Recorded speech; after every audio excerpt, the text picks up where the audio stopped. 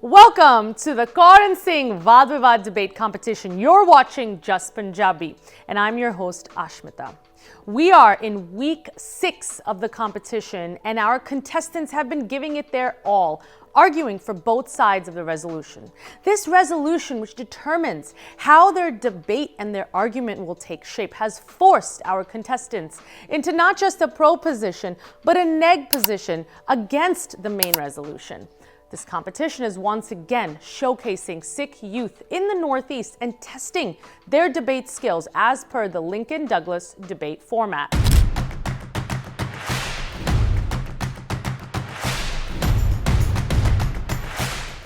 All right, Sumair, so this is your second round of debate. How do you feel going into this? A little tense, but I think I'm ready. Are there any big changes you had to make?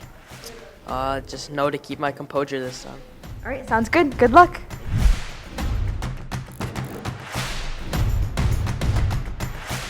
Hi, Amreen. So you're arguing the opposite sides today. So how do you feel about that? It'll be good to see the other side and, get some points that I never got to bring across from the other side. So I'll see. Are there any improvements you had to make from your last round? I think just focusing on my rebuttal and my crystallization and, just getting more fierce out there. So sounds good. Good luck. And I have to tell you, these young contestants have been working so hard. Many months of preparation, training from the debate show coaches and guidance from the debate show creator, and of course the judges, as well as anyone else closely involved with the organization of this program, has stayed connected to these contestants throughout the process to guide them on the proper etiquettes of debate. Because a debate is more than just a shouting match. It's a logical and thoughtful conversation.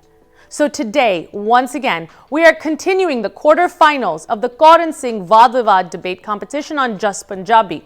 Without further ado, I'd like to welcome, arguing for the pro side, Sumair Singh. Welcome back, Sumair. Good to have you. And arguing for the neg side, Amreen Kaur. Amreen, welcome back. Please shake hands.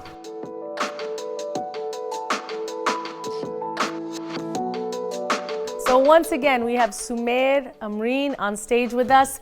Debate 7 is about to kick off in this amazing debate competition. Sumair, you've done this now once before. You were on that side last time. How does it feel arguing the opposite side? Is it harder? Is it easier? I think it's good to have the perspective from both sides to be able to debate. Absolutely. And what about you, Amreen? Do you feel you have an advantage going into the second round of these debates? I feel like I can learn from my first time, but it'll be good to see from another way. Absolutely. Well, we wish you both the best of luck. Let's start debate 7. Cool. All right, we'll start with Sumair on the pro side, and you have 4 minutes to begin your constructive speech, starting now. I affirm the resolution, a Gurdwara is a place of worship for Sikhs. My value is Sikhi, therefore my Sikh framework is worship. Before I begin making my case, it is important to note that any area of the Gurdwara that allows people to worship and study Sikhi better contributes to a Gurdwara's position as a place of worship. My first contention is Gurdwaras are defined by Gurbani as places of worship.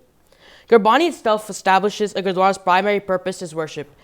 As stated in the Guru Granth Sahib, Nanak ke kar keval naam. This means the house of Nanak contains only one thing, and that is naam. And Gurdware har kirtan suniye. This means in the Gurdwara, we listen to the Kirtan of Vaheguru. These commandments explicitly define the Gurdwara as a sacred space designated for spiritual connection through Naam and Kirtan, which are fundamental forms of Sikh worship. My second contention is historical development confirms Gurdwaras as centers of worship.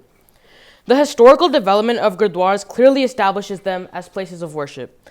From the time of Guru Nanak to the present day, Gurdwaras have been constructed specifically to house the Guru Granth Sahib and facilitate devotional practices. The architectural elements of Gurdwaras, including the presence of the Darbar Sahib, the Nishan Sahib, and dedicated spaces for Kirtan, all point to worship as the primary function of a Gurdwara. The institutionalization of Gurdwaras by Guru Nanak and the subsequent establishment of the Harmandir Sahib by Guru Arjan further confirms their sacred purpose as places where Sikhs gather specifically to connect with Vaheguru. Even during periods of persecution, Sikhs risk their lives to maintain Gurdwaras as centers of worship, demonstrating their fundamental importance to Sikh religious practice. Additionally, the fact that Gurdwaras worldwide follow similar protocols regarding the reverence of Guru Granth Sahib and the performance of daily ceremonies like Prakash and Sukhasan underscores their consistent function as places dedicated to worship across time and geography. My third contention is Sikh worship encompasses both Seva and Simran. According to the Sikh Rehat Maryada, worship in Sikhi is holistically defined through the twin practices of Seva, known as selfless service, and Simran, the remembrance of Vaheguru. A Gurdwara serves as the essential facilitator of these practices by providing both the spiritual enlightenment for Simran through kirtan and scripture recitation, and opportunities for Seva through langar and community service. Without either element, Sikh worship would be incomplete.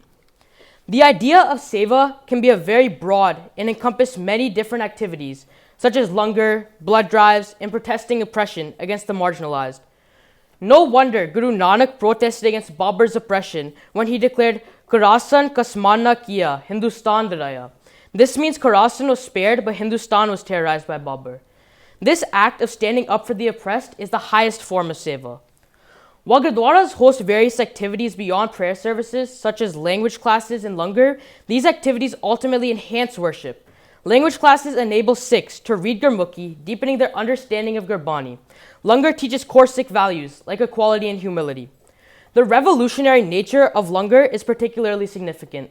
In South Asian society, where the Hindu caste system prevailed, Guru Amar Das transformed langar by requiring all visitors to first eat langar together as equals before seeing him. The practice ensured people would shed their caste identity as commanded by Gurbani, making Sikh worship not merely ritualistic but a practical implementation of Sikh principles. This pragmatic approach to worship establishes Sikhi as a modern religion beyond ritualism, where Seva and Simran form the foundation of Gurdwaras, and all activities within them become integral components of worship. The affirmative case rests. Thank you, Sumair. Amreen, would you like to use any of your prep time? I'll take a minute, please. 1 minute? 1 minute, yes. Okay, 1 minute.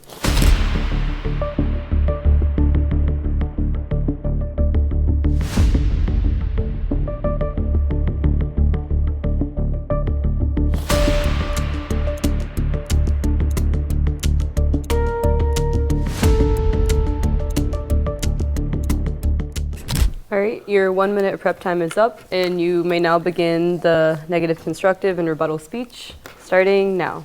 I negate the resolution, a Gurdwara is a place of worship. My value is Sikhi, and my moral framework is unity. Unity is a state of being united or joined as a whole. Contention 1, education of the religion of Sikhi.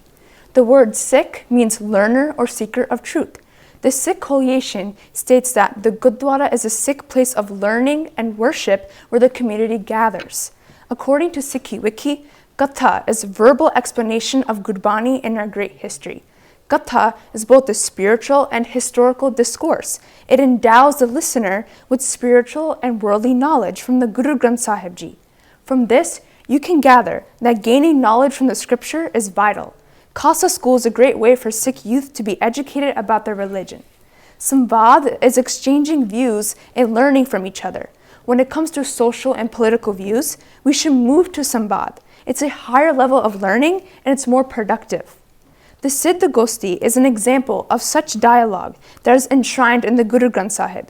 It gives in detail the interaction between Guru Nanak and Hindu Gosiddhas. These are educational conversations with the value of communication, as we should do too. Contention 2, Seva and volunteering in Gurdwaras. Many Gurdwaras give volunteer opportunities that often bring the community together. Some examples are food drives, cleaning, cooking, etc. Without this, it defeats the whole purpose of the 3 principles of Sikhi, Naam Japo, Kirt Karo, and Van Shako. The essence of Sikhi is to put your learning into a practical way. Gathering and learning cannot be alone.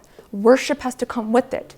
The term Bella Pangat, Picho Sangat comes from Guru Amar Das Ji, explaining to feed yourself before sitting with Sangat to enforce equality and meet physical needs of body like hunger. Gurdwara is one of the only religious places of worship where langar and seva are present. As stated by Harvard University, a service institution that contains a langar hall where large communal meals are prepared and served, and a place where the community may discuss the political and social affairs of the day. Contention 3. Religious holidays and events. Holidays such as Vaisakhi, Bandi Chor, etc. gather Sangat and the community. The holidays revolve around our religion and would be appropriate to celebrate these in a religious setting. Weddings are in Gurdwaras to remember the religious aspect of marriage.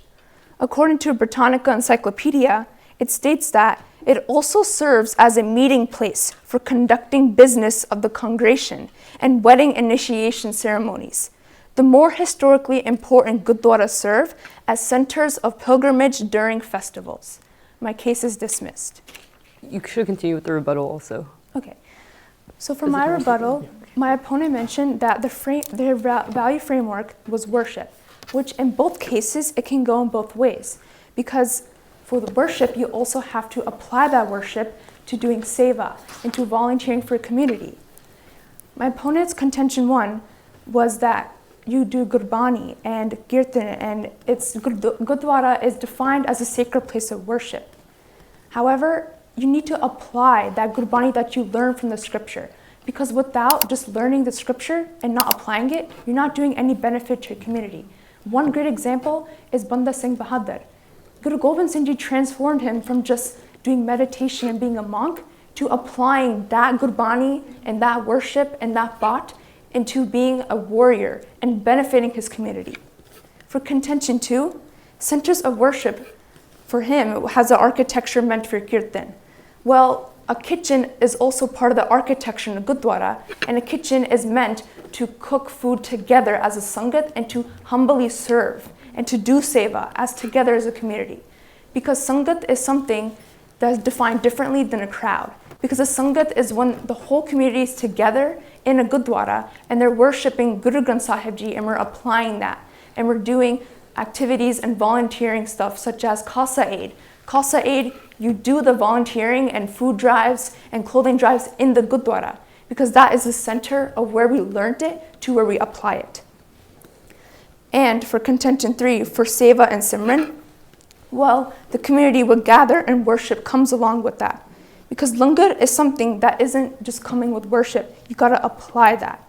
And this goes for both cases, where you can't just do all these volunteering things without remembering that the worship that you learn from these scriptures.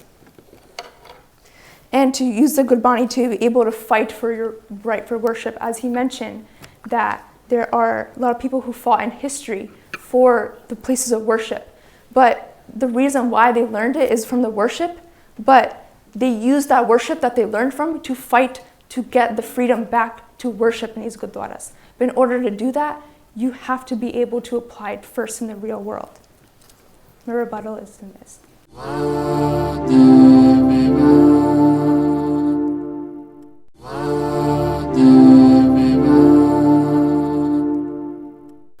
All right, thank you, Amreen. Now, how much prep time would you like to use, Sumair? I'll take 3 minutes. All right, starting now, 3 minutes.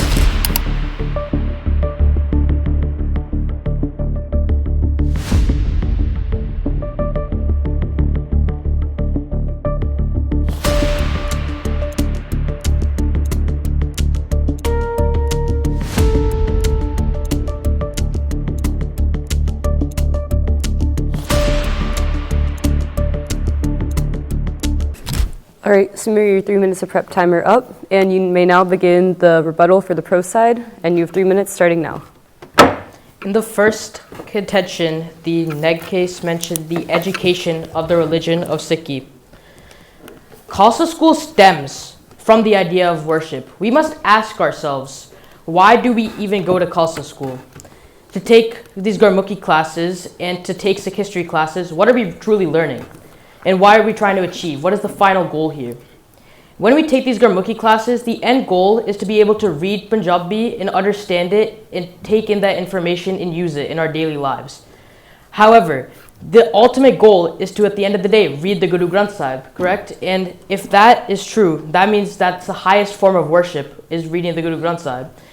And then, in the second contention, it's mentioned seva and volunteering in Gurdwaras. The mention of langar is crucial in this contention. And langar is stemming from the idea of seva. Seva, where does the idea of seva branch from? The idea of seva branches from our Sikh gurus. Our Sikh gurus told us about seva and told us about Simran as key principles for Sikhi.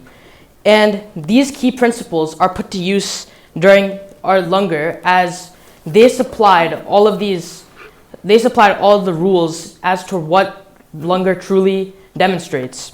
And in the idea of religious holidays and events, these holidays and events often are remembrances of our gurus and often demonstrate the ideas of what our gurus are trying to represent, whether it's their birthday, whether it's their martyrdom, or whether it's their birth. All of these facets are remembering our guru and their teachings, and these are the worship that we gain from the spiritual figures that were our gurus. And I can see the rest of my time. All right, thank you, Sumair. You have up to 3 minutes left before your final speech. Okay, I'll just use all of it. Okay, 3 minutes starting now.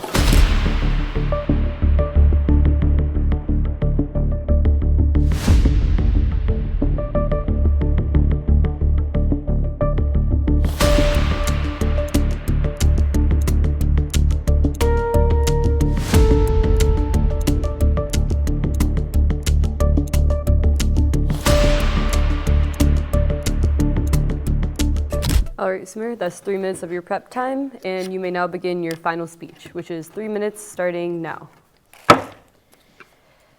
The worship is the main priority of our Gurdwaras. In my first contention, I mentioned Gurdwaras are defined by Gurbani as places of worship.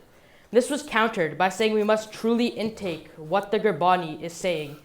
And I offered the lines, Nanak ke kar keval naam, which means the house of Nanak contains only one thing, and that is naam.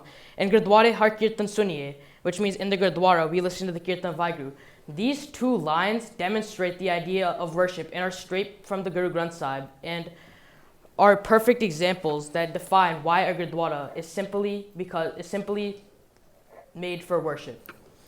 In my second contention, I mentioned how the historical development confirms Gurdwaras as centers of worship. This was countered by bringing the argument of the kitchen in the langar hall. This, however, stems from the teachings of Guru Amar Das. The true intake of langar is because of the seva. That is the main principle that our gurus tried to spread, and one of the main teachings of Sikhism. Langar stems from this seva, and because of that, the kitchen is adjacent to the langar hall and is therefore also a example of seva, which is a key Sikh principle. And in contention 3, I argue that Sikh worship encompasses both the seva and Simran. Once again, the use of the rebuttal was for the concept of langar. And that is once again reiterated, and that can once again be stemmed from seva and is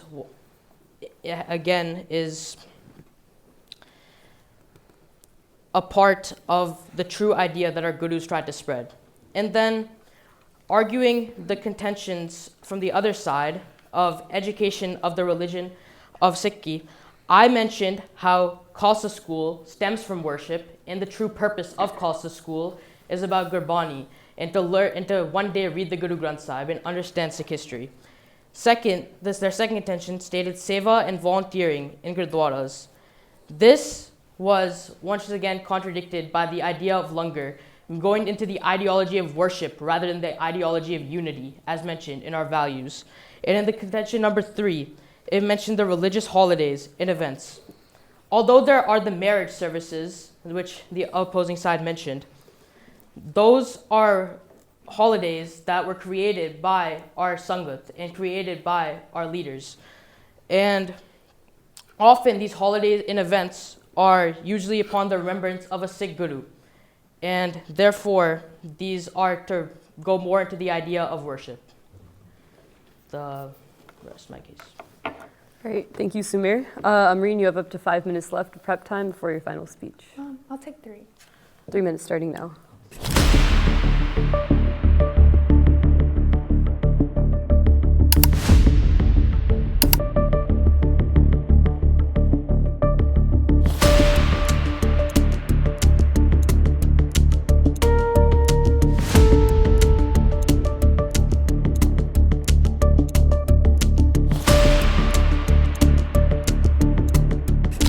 Amreen, your 3 minutes of prep time are up, and you may now begin your final speech on the negative side, starting now. I think I won in my argument for numerous reasons. First of all, my opponent mentioned how in his rebuttal that children learn to do kirtan and how they go to Khalsa school to learn new things and learn Gurbani, and the end goal is to apply it. So this completely supports my case, because in order to learn something new, you also have to apply it. The remembrance of coming together as a community, you can't do it alone. Like I said earlier, there's no use to learning if you can't apply it. Seva is an action. It's not just a word that Guru said. Guruji didn't just say to do it, he actually applied it. He did it himself. Unity comes with Seva, gathering.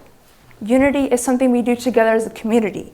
And like I mentioned earlier, Sangat is a completely different word from a crowd, because Sangat is a community of people that follow Guru Granth Sahib Ji in the Gurdwara, who do Seva, who do all these volunteering things to help the community.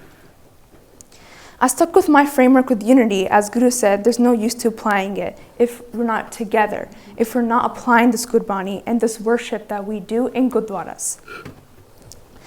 And also festivals in Gurdwaras such as weddings or Vaisakhi, we're also remembering the religious aspect of that in those holidays. And there's numerous things that you can do in these festivals like Seva. In a place of worship, he also mentioned his crystallization for only Naam and to do Kirtan.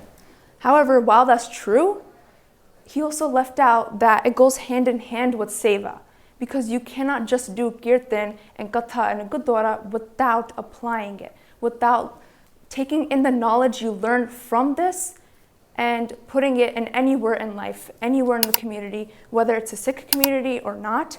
But anything that we learn from these scriptures is so vital, because Guruji taught us this. Guruji said, you cannot just do this. You cannot just listen to scriptures and sit there. Like I said earlier with my example of Banda Singh Bahadur, he was turned from a monk because Guru Gobind Singh Ji said, that's wrong. You can't just meditate and be a monk and not help your community and go fight for what's right and go fight for your freedom to worship again. You cannot worship again without being able to do Seva, and you cannot worship if you don't fight and use actions. My crystallization is dismissed. All right, debaters, thank you both. That concludes this round.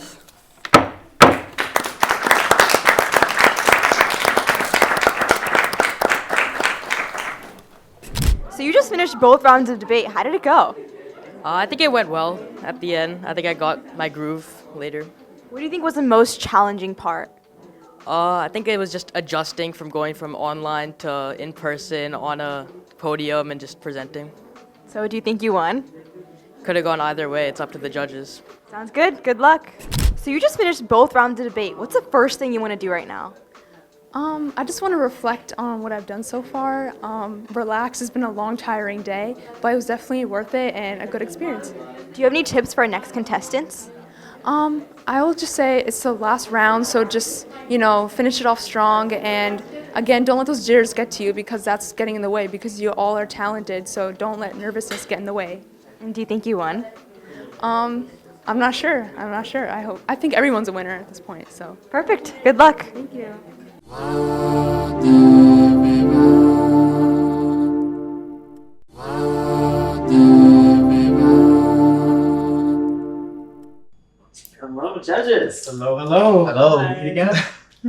you can see the finish line in sight for right. the quarterfinals. That's right. Yeah. We had an incredible debate that we just witnessed. Sumair from Massachusetts arguing on the pro this time, and Amreen from New Jersey arguing on the neg.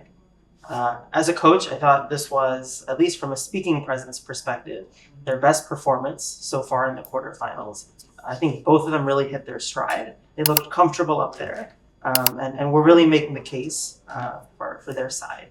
I thought the quality of examples as well was really, really strong, and I know you have almost a bunch of pages written here where you're going to be rehashing them very soon.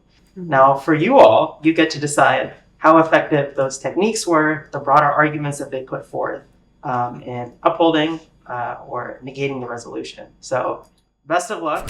Maybe just starting off with what Digital saying, the strong points, and where he inoculated.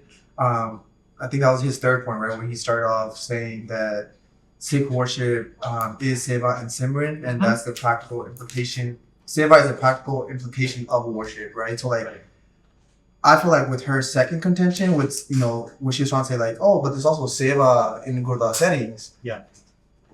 Like, just like the Joe was saying, like that, when he starts off, Sumair starts off with that, like, I feel like it's really hard for her to really come back and address it. Right. And I feel like she just kept reiterating something that was supporting Sumair's statement about it is Seva is a practical implication of worship, right? So I felt like that was such a strong point, and that one went through. But yeah, I mean, I would say, I think I agree that like her second contention on talking about how Seva and volunteering brings in like community service and like it also brings in the food drives, like that was kind of, at that point it was a little, not irrelevant because it's contention, but it was, she was saying that knowing that he'd already said basically the exact opposite. But I do think in her neg rebuttal, which was again in the same speech, I do think like, even though, yes, she went a little bit over on saying, like, applying the actual Seva into your worship, I think when she said it, especially in the first rebuttal speech, I was really impressed with the way she said Langar isn't just about worship,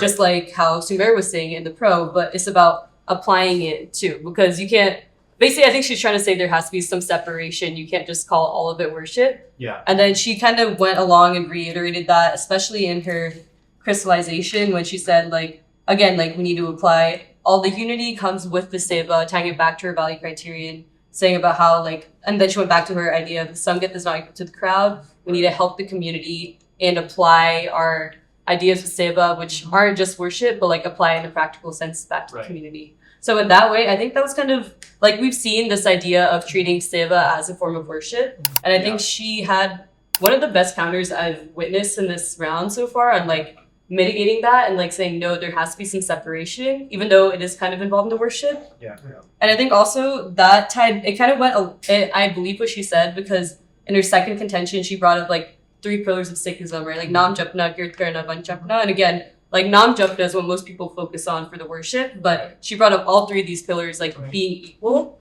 So I think that furthered her point on we have to apply the Nam Japna, like the pure worship, to Kirt Karna and like the Seva, and like have that be in a practical sense. Sumair did a great job kind of claiming that early, right? And then Amreen did a great job of trying to frame it differently, right? And then she also did a great job of carrying it through. So we're all on the same page about that. But I think the question now is like, were her attempts enough to like supersede what Sumair did early? You see what I mean? You know, like whose are we going to stick with through it all? And that's where I don't necessarily feel the most convinced that she would carry that point. Because like I said, because while I understand her argument that application is key, I still feel like that's still sufficiently covered in his third contention. Because when he talks about Seva, Seva's community service, right? And then that in and of by itself is an application of the teachings, right? So I still feel like he sufficiently covered both of those aspects. He covered the theoretical component, and then he also covered the practical application of that. So, yeah.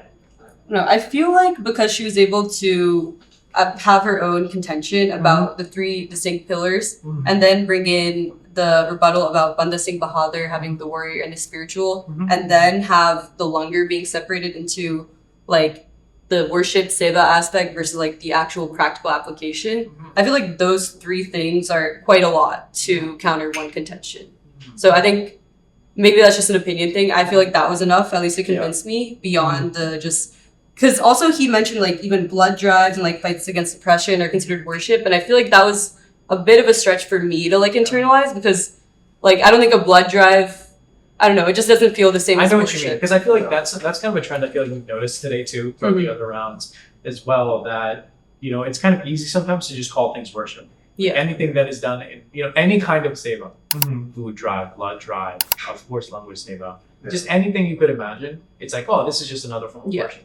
But I think you said it best ever earlier in one of the other deliberations we had, that it sometimes it becomes a little lazy when you just keep trying to extend it out to too much. So I agree with that. And I do feel like he had, again, that was like an amazing first contention in the first speech, but like the carry through was like a little bit of also just reiterating it too. Like she had like these 3 points that all kind of countered that. And then he just kind of went back on like, he literally said, he used the same argument for the contention 3 as he did for 2, that longer is seva, this is seva. He reiterated literally that without expanding on it too. So that's why if he had carried it on more and said, no, I believe that Langar is only worship and Seva is only worship because this, like, it could have convinced me more, but again, it's like he had the first dibs, she had the last word. I mean, I liked how she ended her. I thought she ended really strong. I also like both of their ending. I just thought she was more confident. I liked his just in terms of like how he structured it, because he briefly went over all 3 of his, but he was like, this is my first contention. This is what she said to counter it. But this, right? I feel like for each one, at least for all 3 of them, like I had, this is what he said, then he specified this is what she countered, but there's this, right? So like he always came back to the argument. The third one was the only one that I felt like he didn't really come back to as strongly. The first 2, I thought he came back to pretty strongly. Third one, he didn't come back that strongly. Then are we talking about the holiday, the Sikh holiday one? Yeah. And then I thought he did good because he went right into all of her contentions as well, and like briefly summarized those. So I just like the structure of how he laid everything out. But with her confidence, I do have a question though, because so she made a point of it in her crystallization to bring up her unity framework again for value criteria unity, and then discuss how her framework is superior. Do you guys feel convinced that her contentions and the way that she maintained them suit a value criterion like unity? Because she didn't really push the unity narrative. That's the thing. Whereas like she did reiterate how like about the Sangat, because I have the quote that unity comes with Seva, and then she reiterated that Sangat is not just a crowd, it's a community of people coming together for the sake of community. But that's the end though, right? She said the crystallization part. And then one thing I also want to circle back to real quick is her third contention about the Sikh holidays and Baisakhi and etc. Because I feel like I didn't love Sumair's rebuttal to that, because first of all, he let the marriages part slide. I think that makes sense though. And then he said basically that we're like worshipping our Guru's remembrance, which felt, at least from my point of view for Sikhism, felt a little bit controversial, because the Gurus don't want us to celebrate like them. As that was my immediate thought then too. So it was like the whole thing that we are against is ritualism, idol worship. Exactly. So I do wish he could have called it out more, but I feel like that wasn't the greatest rebuttal for that. And also she would have had to do that in her crystallization speech. And I do think I agree. Like his rebuttal to the third contention was his weakest by far. Like I don't even think he did it. Also, he did it, but it wasn't the strongest attempt. It just turned the idea of Sikhism to a little bit more ritualistic. And again, that's why it kind of made me feel a little less convinced about his idea that Seva is all worship, because he's extending so much to worship that even the Guru's specific remembrance is worship. So like this umbrella term is becoming so much broader that it doesn't hold as much water unless he's specifically calling out like a little bit more. So I feel like with that rebuttal, it actually weakened my idea of this contention. So overall, should we walk through the 3 frameworks? So we have evidence, we say maybe equal. I say roughly equal, maybe a little lean towards Sumair. Well, let's go with equal for now, because I do think she brought a lot of good evidence as well. But I want to go through all 3 first. Value criterion, I think both of you guys said the worship one seemed more carried through. Carried through, and supported as well, like from the get-go.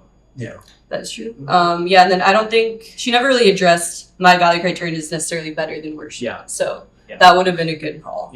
She brought hers up again, but like you said, she didn't kind of elaborate on why it's superior as far as I'm concerned. And then finally for the clash, I think Amreen did a really good job of clashing afterwards, but he did have a strong start initially. Yeah. I'm trying to think if there are any other points that were left behind. He didn't really address her thing of the Khalsa aid and like drives in the Gurdwara, Yeah. which I feel like was a strong part of hers that like differentiates that. Right. And then his clash on the religious holidays we'd already discussed was kind of weak. Yeah. Yeah, it kind of, he was alluding more to like idol worship essentially. In some ways, ritualism, idol worship, things like that, where it's like, that's not really what, Yeah. you know, we're celebrating their teachings, you know, I feel like more so. So clash seems a little even. Yeah, the clash But then- seems maybe a little bit towards Amreen, because I feel like whatever she did make rebuttals, Yeah. it was, they I were think she much more carried through the well thought out. rebuttals really well. Yeah. He had a really strong first speech. Yeah.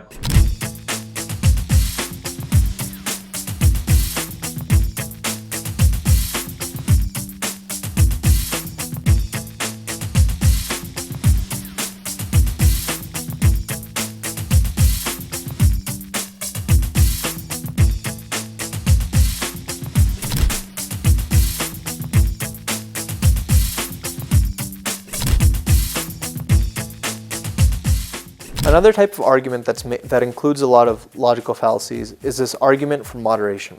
So if we have two sides on a debate, it's very tempting for us to say, well, neither side is truly right. It's something in the middle. While this often is the case, and it might be the case in a lot of situations, there's no law of the universe that tells us the middle is always true. Sometimes the truth is just the truth. It's on one side or on the other side, or maybe it's another option, but it's not necessarily found in the middle. So be aware of this when your opponent or when someone in the real world says, well, let's just do a compromise, let's meet in the middle. Sometimes that might be useful for, dealing with things personally and in an amicable way. And sometimes the middle is where the truth is found.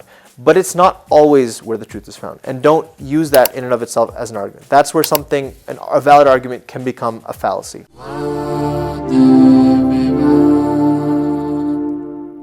Vaad Vivaad. Welcome back to the Amreen Singh Vaad Vivaad debate competition. I have the judges' decision as well as the audience favorites for tonight's debate. I want to take a moment here and thank our audiences for watching along, following along, and engaging with our program by choosing your favorites each week. We have seen 8 exceptional contestants in this round, but of course, only 4 will advance to the semifinals. The final 4 have not yet been decided. So before we get to the judges' decision, I'm happy to announce this week's audience favorite. And the audience favorite for this week goes to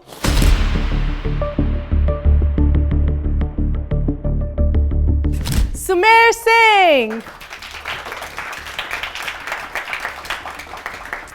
Congratulations, Sumair. As always, the audience seems to love you up on this stage. What do you have to say to them? Thank you so much, everybody. I appreciate all of you. Thank you. All right. This is the decision that we've all been waiting for. Once again, we have a live audience with us and all of you watching at home. The judges have spoken and they've once again used various criteria afforded to them by the Lincoln Douglas debate model. And the winner for debate 7 of the Amreen Singh Vaad Vivaad debate show is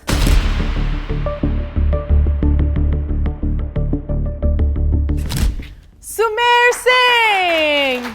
Congratulations, Sumair.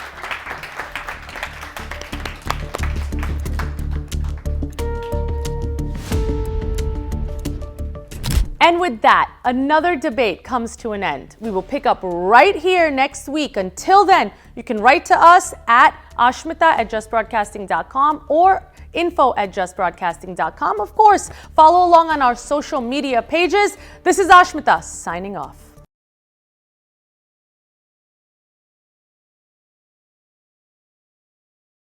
I'm Upkaran Singh Pogal, a tech professional and real estate investor. Like many people, I used to think the only way to build wealth was by working hard at a 9-to-5 job. That all changed when I read Rich Dad, Poor Dad. The book opened my eyes to the power of investing, how real estate can create passive income and long-term wealth rather than just relying on a paycheck. I realized that building a portfolio of properties was a way to create financial freedom and gain control over my future. So I dove into real estate investing, and let me tell you, it's been one of the best decisions I've ever made. Investing is key to securing financial independence. Whether you're looking for side income or a long-term strategy, real estate can make it happen. I'm passionate about giving back and teaching others how to get started on their investing journey too. So, if you're interested in learning more about real estate investing, feel free to follow me on Instagram and shoot me a DM. Vaheguru Ji Ka Khalsa, Vaheguru Ji Ki Fateh. This is Amreen Singh, Executive Director of the Sikh Coalition. For more than 20 years, the Sikh Coalition has worked to reduce hate, violence, and discrimination experienced by the Sikh community. Nationwide, we work in the court system, in policy, in education, community development, and media and communications to raise the Sikh profile and build a new future for Sikh youth. Vaheguru Ji Ka Khalsa, Vaheguru Ji Ki Fateh.